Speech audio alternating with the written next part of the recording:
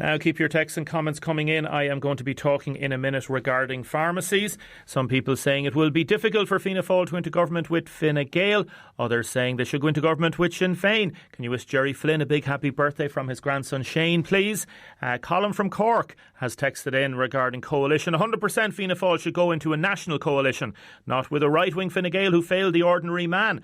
And we also have a happy 40th birthday request to Mary Ann Keogh from her wonderful daughter from her dad.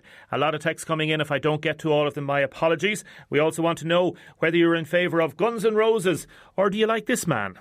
The green grass of home. Good morning, Dara. Good morning, Damien. Good morning, everyone. Are you a Tom Jones man or a Guns N' Roses man, Dara Connolly? I'd go more for Tom Jones, and I suppose the older I get, the more Tom Jones I am, and the less Guns N' Roses, maybe. I actually went to see Tom Jones up in the Old Point when I was in my 20s. I thought he was great then, and so listen, we'll go on to a serious matter. Thanks very much for coming into us. The Irish Pharmacy Union, or Pharmaceutical Union, representing 1,900 pharmacies across the state. Tell me firstly, how are pharmacies at present after the initial, I suppose, burst and the initial changes and everything that had to take place regarding the COVID? You know, we're coping, and we're coping very well. And the first thing I'd say, Damien, is I'd say thanks to you and everybody in WLR. You're doing a very, very professional job. And I said it before, but I don't mind saying it again. And the other thing I want to say thanks to the people of Waterford, because I think particularly people are paying really close attention to the advice that's coming from the HSE and the government about staying at home, about keeping their distance, about their hand washing, about their etiquette around sneezing and coughing. And I think it's reflected in the figures that we have. So I've been speaking to colleagues who are working in the University Hospital in Waterford, and it is remarkable how low the figures are in Waterford.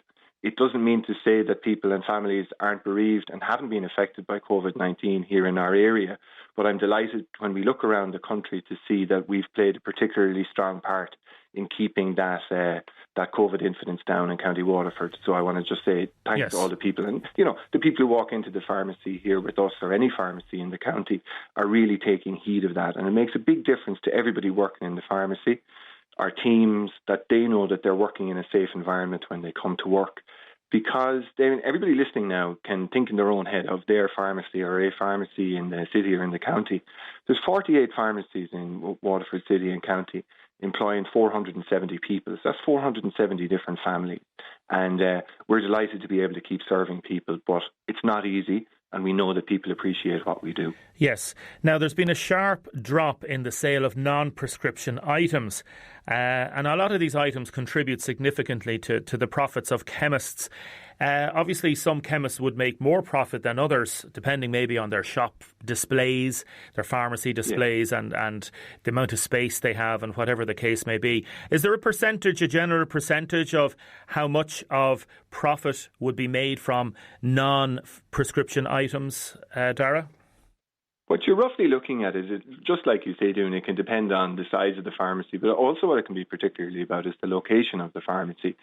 What we know from statistics that we've been able to get from our members in the Irish Pharmacy Union is that there's a 36% decrease in sales in pharmacies. So very typically what we're seeing now is people are coming in doing their once a week shop or whatever, like they might in Dungarvan this morning. The footfall is down.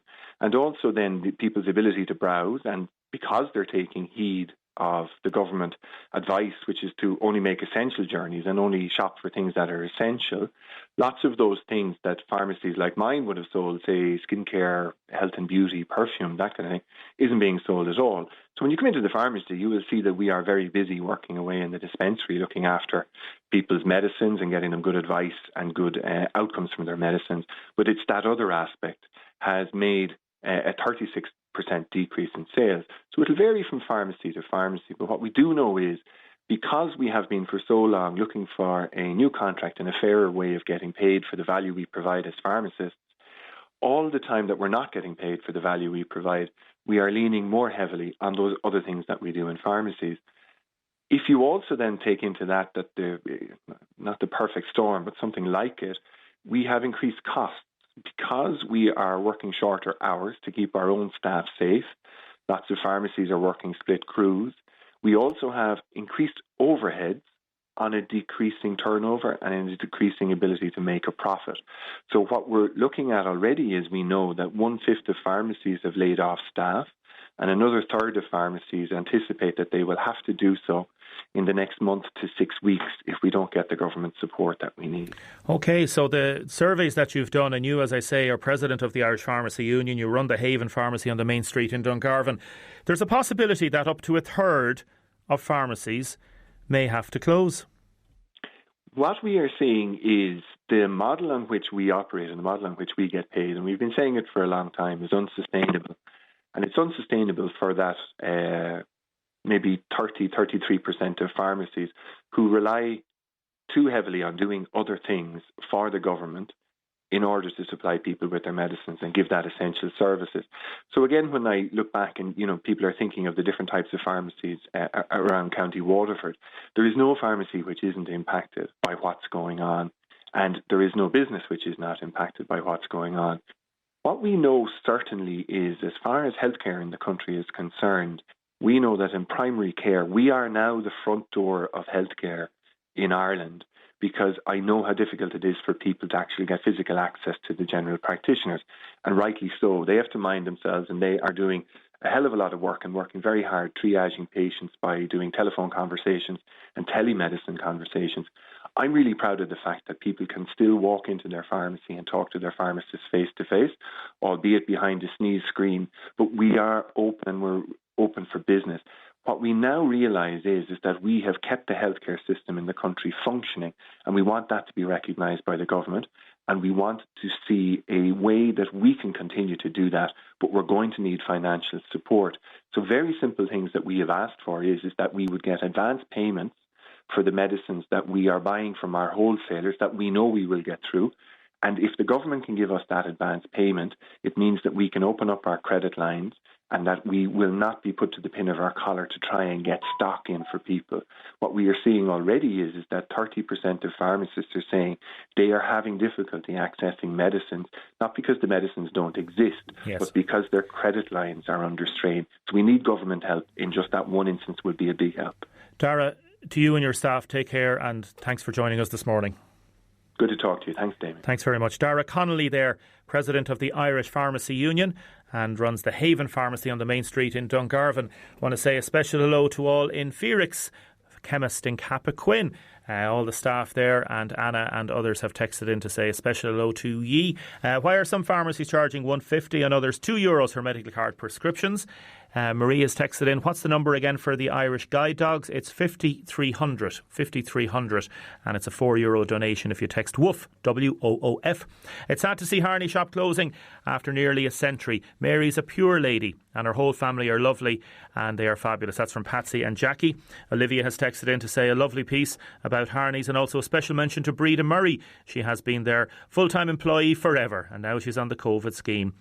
She was the one there making the sandwiches for the darkness into light walk in the middle of the night, and making sure the famous rocky road for the Anne Valley run, and she'll be sorely missed as well. A lot of people texting in wishing Mary and everybody in the Harney family all the very best. Next we have Bishop Alphonsus Cullinan. Now keep your texts and comments coming in. 083 3333 975. Text and WhatsApp. I'm going to be talking to Bishop Alphonsus Cullinan in a second. Special mention first to all the staff in Brennan's Pharmacy in Tramore, and this texter saying that the staff have been fabulous at Phelan's Chemist in Michael Street as well, and so many people doing their best in this very difficult time. Caller in to say it was the Bishop's birthday yesterday. Can you wish him happy birthday? Belated happy birthday, Bishop. Thank you. Thank you very much. There you go. Thanks to the good person who sent that in, and hello to all your listeners. It's good to talk to you, and thanks very much for coming on, because we had a little bit of confusion from people asking about the exposition of the Blessed Sacrament. For those that are maybe lapsed Catholics, or for those that don't know, are not in the tradition of Catholicism, what is the exposition of the Blessed Sacrament? Yes, it is exposing the Lord Jesus in Holy Communion, bringing him around in a monstrance, either in the church or outside. Of course, on Corpus Christi, for example, we would have a procession outside the church.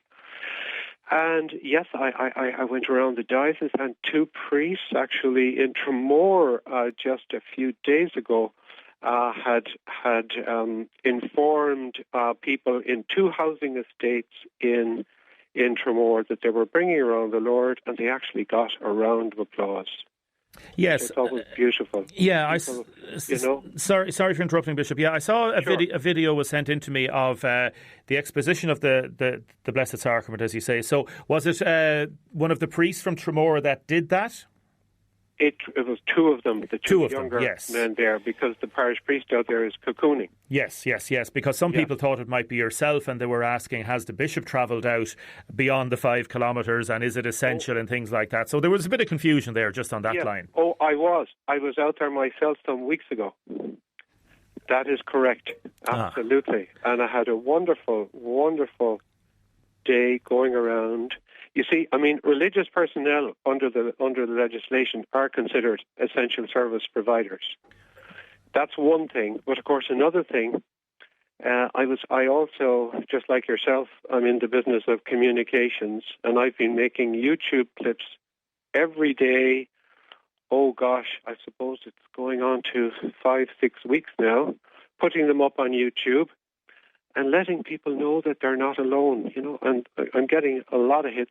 I I see one of my things has got 3,540 hits and another 3,856 hits. Yes. It's in the business of communications, which are, of course, another essential service, letting people know that the Lord is still with them, and that they're not alone. And there's a lot of people would agree with that completely, Bishop, in the sense that to get out and about and to bring, as you say, Christ or Jesus to the people, because they can't go to the churches. I want to ask you about the churches in a minute first. Just on the essential service, are priests and religious members considered essential for, I suppose, issues such as blessings, or is it like the exposition of the Blessed Sacrament does come into that essential service guideline, does it? Sure, absolutely, most certainly. Okay. And of course, thanks be to God, our priests are visiting the sick when they can, and are keeping in touch with people in their parishes. And some lads, of course, have become very expert now on Facebook Live and live streaming, webcams, and some are finding that a struggle, obviously. Yes, the older people, but it's a great service, and it has opened up a whole new, shall we say, a whole new world. It's a virtual world. It is not, of course, completely satisfactory. One would love to be face-to-face in person with people present to them in that sense, but that's not possible now at the current time. Yes, I suppose the confusion might come in is that people, I suppose, you have to be careful, obviously, as you're going around doing the exposition, Bishop, and as your priests are doing that, because you have to maintain social distancing, and if there's 2 altar boys behind, they have to maintain it as well.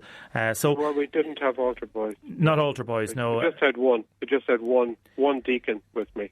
Ah, yes. No, I saw the video of the priest from Tramore the other day with 2 behind, but that's a separate matter. And Eric from Newtown has texted in to say, well done, bringing faith to the people, and another caller has saying, well done as well. So regarding the churches, churches are open at present, are they? Not all of them, but a lot of churches are. Okay. Where we can make sure that hard surfaces are being cleaned, that social distancing can be maintained, and where hand sanitizers are available. And thanks be to God, actually, we've got people who brought in. One lady brought in 25 litres of 70% alcohol hand sanitizer for use for the church. Okay. Fantastic. And we got other stuff as well. We've sourced hand sanitizers from distilleries. As you probably know, they're doing that now. And how The cathedral, for example, is open at certain hours and different churches. And how does one police that, is the wrong way maybe of putting it, Fonzie, in terms of, like, obviously if somebody wants to go in for a moment or two of quiet contemplative prayer and sits down, but you're not going to is there somebody there making sure to watch them, to make sure that, or how does it actually work? Yes. Well, now in the cathedral, you see, we have the facility, which is very suitable, very handy now. We have the electronic button for opening the door. So you don't actually touch the handle, you just hit it with your elbow. We've assigned it, and then you just go in. You don't have to touch anything in the church. There is a hand sanitizer there, and then each day the church is cleaned down by volunteers. Okay. So, and it's actually working, and people are very conscious of the fact that, you've got to keep at least 2 meters. But of course, the cathedral is so big, that is no problem. And there will never be, it's a slow, steady stream, I would say. But sometimes there might be just 1, 2 in the church. Yeah. And is that essential, I suppose, at present, or is it something you feel like, when did the churches start reopening? Because this is new to me. Well, you see, the churches were never mandated to be closed in the south. You see, they were, in fact, it depended on local, the local bishop.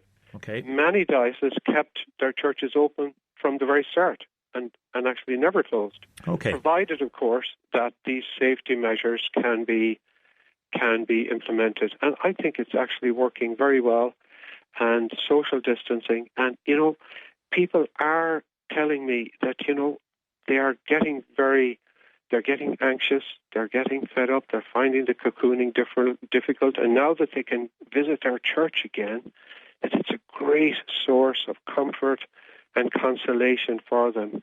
And, the whole question of spiritual and mental health at this time, because as you know, Damien, we're going to have many more weeks of this, and I feel, and I've been told, for example, by delivery men, that they've noticed an anxiety in people as they're delivering food, and people's mental health and spiritual health have to be considered also. Yes. And that is why, putting things on Facebook and YouTube. I have a YouTube clip every day, which you can access on the diocesan website. We have the Rosary every day at 7 o'clock on Facebook. And I'd like to thank WLR as well for putting Mass on there a few weeks ago. I was recorded saying Mass, and I think there was a wonderful reaction. Yes. And what about, Bernie has texted in to say, for example, could you go a step further and maybe open the church for a week of exposition of the Blessed Sacrament? Or that might bring an added complication, Fonzie, that you would be encouraging people, like you don't want to be encouraging groups. Yeah, exactly. We and I would thank that lady for her question. That there certainly are opportunities now, more opportunities in the diocese for churches to be open, because we're getting the hand sanitizers, and we are getting much. We're getting used to this situation now. For example, of having a door permanently open. For example, a side door in a church permanent, so the people touch nothing. They just walk in. They pray, they light a candle, or whatever, and there are groups adoring the Lord Jesus as well in the monstrance, but it will be a while, Damien, before masses will be. Just yesterday, I sent out a discussion document to the priests and to the Diocesan Pastoral Council, which is mostly lay people, to discuss a possible reopening, but this is over a 2-3 month period. Yes, and can I ask you, Bishop, briefly, if you wouldn't mind, any update on confirmations or communions? Yes, and I know so many children are disappointed. There is no update that I can give apart from saying that they will happen. We would be hoping, for example, that First Holy Communions and confirmations could be held perhaps sometime in October. Might be might be, or it may have to go into to next year. But I know wait and see. We have to wait and see, because it's a fluid situation. It may happen that that things will improve to such an extent that we will be able to have that. But that's not looking likely now. But for anyone listening in at home that's worried, just to know that their priests are praying for them, I'm praying for them, and there's a lot of people actually putting prayers up online, and there are priests telling me that they're getting more hits on their daily masses being live streamed, quadruple, 5, 6, 7 times what they would normally get at a daily mass. So Bishop, people are not alone. Bishop Alphonsus Cullinan, thank you very much for joining us this morning. Thank you, Damien. God bless you. Thank you very much. Bye-bye. Thank you. Bye-bye. Bishop Alphonsus Cullinan there, Bishop of Waterford and Lismore. A lot of texts coming in from parishioners in Lismore wondering, was the confirmation changed from one day to another? Well done for having the Bishop on, says this person, Frank in Tremore. Bridget phoned in to say the Bishop held a lovely Mass on Sunday. Vicky in Dungarvan has texted. John in Dungarvan has texted. We've had Paul from Portlaw saying Father Richard brings a lovely Mass to the people every day. And a special mention for all the women working in Gallagher's Pharmacy. They have been so helpful. Keep your texts and comments coming in. 083 333 975. Next, Pieta House and charity fundraising. There's lots of stuff happening over the weekend to try and help people in need. Now, last few calls for Guns N' Roses or Tom Jones, please. 083 333 975. A caller phoned in to say, can you clarify, please, there's actually 2 branches of the Guide Dogs in Waterford. One, the Clonmel Waterford, as well as the Viking branch. There you go, 2 on that. A number of people texting in about holiday homes down in and caravan parks in Tremore. We might deal with that on Monday. Huge credit to Father Ned in Abbeyside, who says a beautiful Mass online. From Clare in Old Parish, and a lovely message. Damien, we never got around to mentioning our staff in Harneys, who are of course out of work and finding ourselves in a very difficult situation. Breda managed a shop and is the most capable person I know, can turn her hand to anything. Nothing phases her. We've been so lucky, and all our staff and wonderful friends and our family, and Louise, Sinead, Emma, Nicole, so grateful to them. Hope we will see them back again in the future. Now, a lot of charities, as we say, are looking for money. It's a very difficult time for different people. Fundraising for Pieta House. Tomorrow morning, the Darkness into Light walk was due to take place.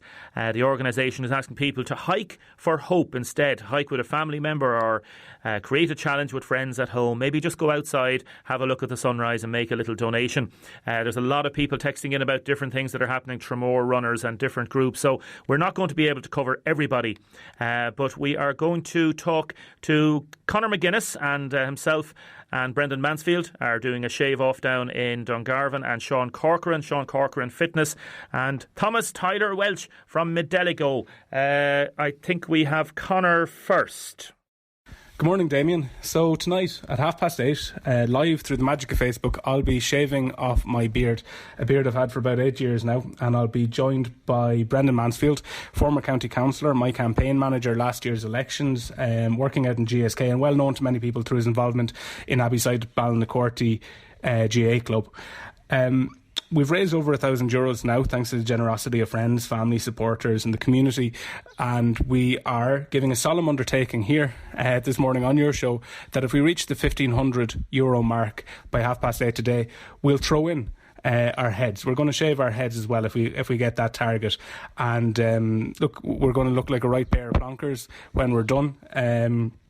But if you're interested in watching live and joining in the fun, or indeed making a donation, just search McGuinness and Mansfield Charity Beard Shave on Facebook and you'll find us.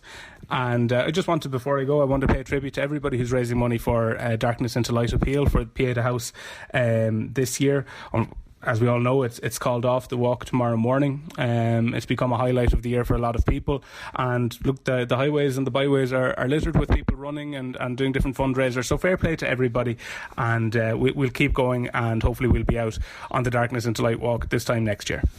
Sean Corcoran, how's it going? How are you, Damien? I'm good, thank you. Sean Corcoran Fitness.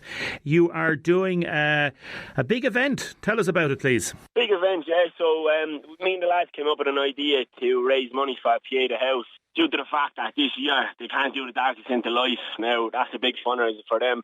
as kind of, they depend a lot on fundraising. Yeah. So they have the sunrise appeal this year, which they're asking everyone to get up at 5:30 a.m. to watch the sunrise. So I came up with an idea then to put on a 5-hour live class from 5:30 a.m. till 10:30 a.m. With the lads till 10:30 a.m. with the lads, just to make so with no stops, no breaks at all. Wow! I know you've been doing live online classes free 3 times a week, and fair play to you for doing that to keep everybody going. And Wayne has been on to us about this. So you're going to be starting. Is it 5:30 Saturday morning? Is it? 5:30 Saturday morning. The reason I'm doing the 5 hours is because every Saturday morning we usually have a live class at 10 a.m. So I said, look, let's start at 5:30 and let's pull through till 10 and finish with my normal live class. So that would be 5 hours with no stop. So we have a timetable up now on Instagram and Facebook with the 7 different classes going on, and we'll be taking part in all 7. And like, you're not going to be going for 5 hours yourself. You'll get other people to jump in, will you? No, I'm going to go for the 5 hours, I hope, anyway, David. Sean, come on now. You'll be pulling groin strains, and there'll be calf muscles going out the window, and there'll be squats coming out your ears, huh? Look, that's what it's all about. It'd be easy to just do a class and get one of the lads to do the next one, but we want a challenge, We want to put a good challenge on and test ourselves out now. I've never done 5 hours in a row myself before, but we're looking forward to it. It's a big challenge. It's phenomenal. Joe Wicks will be looking to hire you next, won't he? I don't mind Joe Wicks. He hasn't a thing on Sean Corcoran, does he? No, not I hope. I'm coming for him. He's next. Oh yeah. Tell us, it's really good and it's brilliant, and well done to everybody. How do they get in touch? Go on to Sean Corcoran Fitness on your Facebook page. Sean Corcoran Fitness Facebook page and at Sean Corcoran Fitness on Instagram. Both the donation link is in the bio on Instagram and Facebook. Then there's every day for the last 3-4 days. I'm after having a post up, so it's very simple to find a link there. What's your most despised exercise? What do you really not like doing? Despised exercise? Well, before the lockdown it used to be burpees, but since the lockdown and the live classes I'm actually starting to enjoy doing them, so I'll be press-ups. I say it'll be the tough ones now, but sure, look, we'll have to break it up a little bit. The body won't be able to go that long doing stuff like that. Fair play to you, Sean, and everybody involved there and all your friends and colleagues. Listen, the very best of luck to you, okay? Thanks very much, Damien. Thank you. Thomas Tyler Welch from Medeligo. Good morning. Morning, how are you, Damien? I'm wonderful, thanks. You're on the inter-counter hurling panel for referees. Fair play to you. The GAA's national panel of Gaelic hurling and football referees. Are you missing the L sport, you are? We are at the moment. Yeah. We're every kind of week we're getting like different calls, like from the fellow that's in charge of us there, the referees don't Smith above there, he sends us out kind of different clips of kind of keeping us fresh, stuff so possibility hopefully that there'll be something happening in October, but I'd be happy enough now to referee under 6 match now at the moment, just to keep me going. You don't wake up in the morning dreaming about things, or wake up in a cold sweat with decisions and the hand up and send the lads off, no? No, at the moment anyway, no. You're doing a really good thing. It's a championship run for Pieta House. Tell us about it. Yeah, so what it is at the moment is we're 4 referees that decided to come up with this plan. Chris Mooney, Thomas Leeson from Dublin, Paul Dwyer from Carlow, and John Keenan from Wicklow. They decided to come up with a plan that basically we have a lad above their strength conditioning coach called Aidan Brady. He's at DCU. So basically, every year, every match that we do at inter-county level, we have a GPS tracker on our back. So last year, what we did was, on average, a match we did 11.2 kilometres a match. So basically, that's where the 810 kilometres is coming from. So basically, the 72 referees, and divide that then by the 810 kilometres. So that's why we're doing 11.2k, because that's an average we would do in a match like in inter-county level, So it's actually, I feel a lot of people probably don't understand that probably is a lot of running, during for an inter-county referee, during matches, so it's in around 7-8 miles a game we do. So which is a lot of us are still kind of we're fit, and we spend we to go. So our aim then basically was at the start of it was to raise look, obviously the Pieta House in Washington at the moment is probably struggling because with this coronavirus, the darkness of the light is not happening this year. So we decided then to turn around and look as the county referees, we said we give it a go. So all around Ireland, up to as far as Donegal, Galway, Kerry, all around, we're actually been on either every radio at the moment, promoting this, it's great. So at the moment we said we go for 5,000, but we actually raised the 5,000 within 2 days. Wow! So we've decided now that we put up to 10. So at the moment, actually, we're on 9. So we're nearly at the 10, like, so we're taking a look at, after, like, no, we might get a bit more after 10, like, but look, we're hoping in around 10 to 15,000 to make, like, no, that's the plan, like, no, it's brilliant, and we'll give out the details of the GoFundMe page. You just go on to GoFundMe, and it's the GAA Referees Championship run for Pieta House. But so when are you actually doing it, Thomas? I'm going to start. So basically what it is they're saying what it is they're going from Crow Park to Wexford Park to Cusack Park, then up to Pierce State and Galway, and then up there then to Ballybuffet, Donegal, and down to Crow Park. So basically we're Nolan Park to Fairfield. Like I say, I couldn't really chance to drive up to Welsh Park. Instead either ground. So I said I'd go from the Fairfield, and then Fairfield probably out into the Cloney Beach and back is around 12k. But look, we'll stop somewhere around 11.2, and then we'll do the pictures and stuff and everything, at the moment. But as far as I'm in contact with a lot of people at the moment. I've got my own back from the G and stuff, and a lot of referees, club referees and stuff, and they have already, like, funded me with a bit of money, like, but if I could get maybe around Waterford City or so, maybe to push it as well, it'd be great, like, So, like, at the moment, like, we're at the 9, so we will get to the 10 probably, hopefully by maybe the end of the day, or after, if we will get there by Saturday, definitely, like, Yeah, no, it's a great idea. So listen, we'll encourage everybody to go on that, and best of luck to you. Fair play to you, Thomas. Thanks very much for that, David. Thanks very much. Thank you. Thank you, Thomas. And everybody that's doing any charity work over the weekend, the very best of luck to you. Also, a special hello to all in McGrath's Pharmacy in Tallow. I love Tallow. And we've got a special mention. Father Pat Fitzgerald, Parish Priest of St. Paul's in Lisduggan, streaming Mass daily. Thanks to Siobhan. And well done, lovely staff in Sam Macaulay's in Williamstown, Delaney's Pharmacy, all the pharmacy staff around Waterford City, County and the South East. I want to say a special hello this weekend to all our listeners overseas as well. I know there's quite a few listeners in the Middle East, in Spain, in Germany, listeners in Finland and also in New York. Stay with us. Now, we don't have very much time before the end of the programme, but I really wanted to get Laura Erskine in. Good morning, Laura. Good morning. Thanks very much for joining us. Baby Doc Club. It's Maternal Mental Health Week. Very, very important. Timely as well, because the HSE is saying that because of the COVID crisis, it's led to an increased calls of mental health services for pregnant women. Talk to me about this, please. Yes, it is World Maternal Mental Health Week, and this is the first time that Ireland has actually taken part in this global initiative, and it's about raising awareness of the mental health issues that both pregnant and new moms can experience. And we've joined forces there with Parentline, Baby Doc Club. We surveyed over 1,800 of our pregnant and new moms, and we found that over half of our moms had experienced the baby blues in their first 3 months of motherhood, and that's just a low mood, feelings of tearfulness, that lasts possibly about 2 weeks, in your new first month of motherhood. But when this period goes on for longer than 2 weeks, that's when we are looking at periods of perhaps what could be described as postnatal depression or postnatal anxiety. And this can also occur during pregnancy too. So it's really important to be aware of this.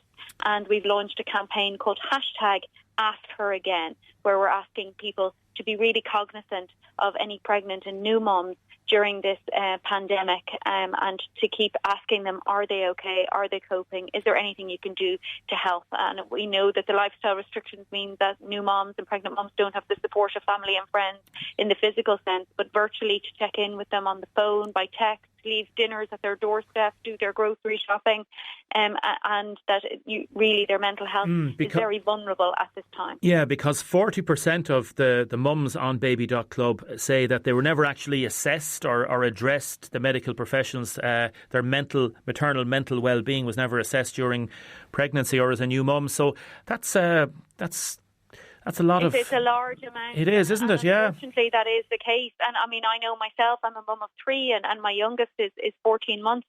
And I was in Holles Street in Dublin. And even at that, I don't know whether it's because I was private or not, but nobody ever asked me, was I okay? I certainly didn't complete that mental health survey that you're supposed to complete before you leave the hospital, and then the results are supposed to be given to your public health nurse. so that they know if there's any signs there of emotional or mental distress. So it is unfortunately the case not everybody's getting the same level of care, and public health nurses, GPs, obstetricians, they all need to check in on the mental health of the mum, not just the physical health. And indeed, it's that phrase, everybody wants to hold baby, but who holds mum? So we need to remind health professionals and partners and family and friends to really ask her again, because we're guilty of having that stoic Irish mammy attitude of saying everything's fine when really it's not. And it just takes one person to ask you a second time and you might crumble. So that's what it's all about. And we've got lots of Baby Doc Club mums. They're sharing their stories using the hashtag #AskHerAgain. Well, I was just going to ask you, Laura, just finally, Laura, how do people access this? How do they get information? Like, obviously, type in Baby Doc, that's DOC Club, into Google, but tell us about the hashtag. How do people get in touch with you? Yeah, so you'll find if you follow the hashtag #AskHerAgain on Instagram or Facebook, you'll see all of the mum stories that have been shared this week for Maternal Mental Health Week. Excellent. And over a third of our mums said that actually reading another mum story really helps them to cope better with their own issues and helps them to seek help sooner. And then there's the website babydocClub.ie, and we have a maternal mental health guide there for anybody who wants to find out more information. Super. Listen, Laura, thank you so much for joining us this morning. Thank you. Thank you very much. Laura Erskine there, Baby Doc Club on maternal mental health, and it's World Mental Health Week. Very, very important. Mulligan's Chemist in Ballybricken staff are fabulous there. From Jerry, special mention to Father Martin Keogh and Father Richard O'Halloran from Brendan Gallagher as well. And we also have a lot of texts in regarding the exposition of the Blessed Sacrament. Monica's texted in. Carol's Pharmacy in Ballybricken as well, and Mulligan's Pharmacies, all the staff there. A Kilkenny comedian, Steve Cowell, I think his name is. This is him pretending to be a teacher and talking about the predictive scoring. Have a listen to this. This is funny. Yeah, I have it. Just give them the grades and what they would have got. Predict. Easy. No bother. Thanks a lot for that. Bye-bye. Okay, who's first? All right, who have we got? Jerry McGrath. Jerry. Nice fella. Jerry, yeah. Banga links Africa off you though when you used to come back after having a quick smoke outside, but hard worker, no Einstein, he's not going to be doing surgery on anyone anytime soon, so give you 450 points. How about that? That sound good, Jerry? I think it does as well. Who's next?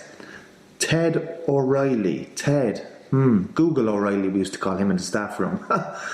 Knows everything, literally, but did actually know everything. That's the funny thing. Made a show me a few times in the class, actually, to be honest with you, Ted. I didn't know the answers, you did. Kind of undermined me a little bit, didn't you? So, you were destined to get the 600 points, but, you had to taken it a little bit more easy on me. Maybe I wouldn't have got 590. 590? Probably be crying with that, gutted. But, there's always room for improvement, Ted. Always room for improvement. Right, who's next? Hello? Yeah, I'm on it. Yeah, 100%, yeah. All just really transparent, open, fair, based on all their previous results. That's the way I'm doing it, 100%, yeah. No bother, you can count on me. Hey, I'll see you in September. Enjoy the break. Yeah. Bye-bye. Who's next? Jimmy. Can't remember much about you, Jimmy. Jimmy, can't picture you now. Jimmy. 500. Why not?